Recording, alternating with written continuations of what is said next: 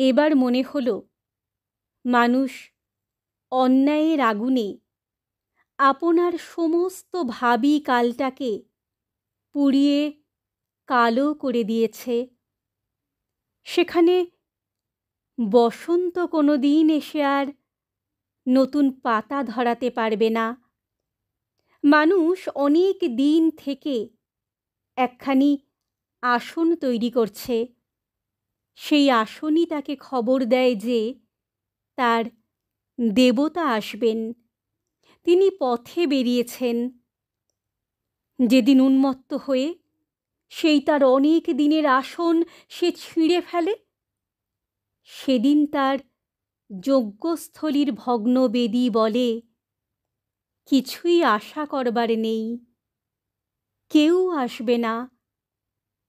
তখন এতদিনের আয়োজন আবর্জনা হয়ে ওঠে। তখন চারিদিক থেকে শুনতে পাই, জয়, পশুর জয়। তখন শুনি, আজও যেমন কালও তেমনি। সময় চোখে ঠুলি দেওয়া বলদের মতো চিরদিন একই ঘানিতে একই আর্তস্বর তুলছে। তাকেই বলে সৃষ্টি।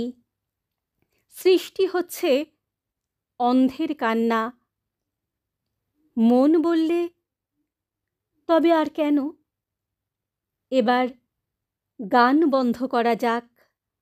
যা আছে কেবলমাত্র তারই বোঝা নিয়ে ঝগড়া চলে, যা নেই তারই আশা নিয়েই গান।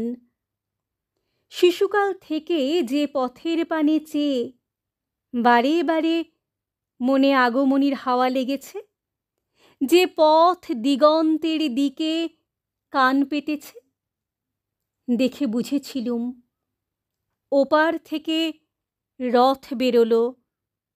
সেই পথের দিকে আজ তাকালেম।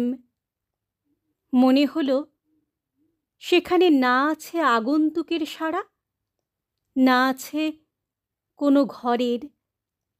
বিনা বললে দীর্ঘ পথে আমার সুরের সাথী যদি কেউ না থাকে, তবে আমাকে পথের ধারে ফেলে দাও।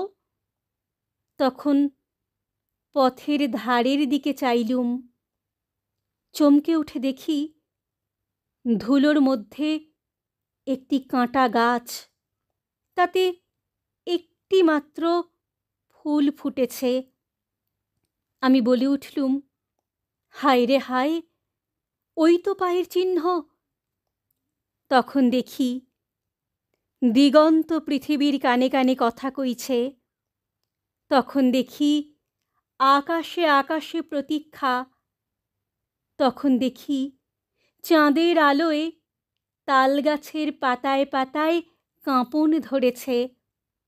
বাঁশঝাড়ের ফাঁক দিয়ে দিঘির জলের সঙ্গে চাঁদের চোখে চোখে ইশারা। পথ বললে, ভয় নেই।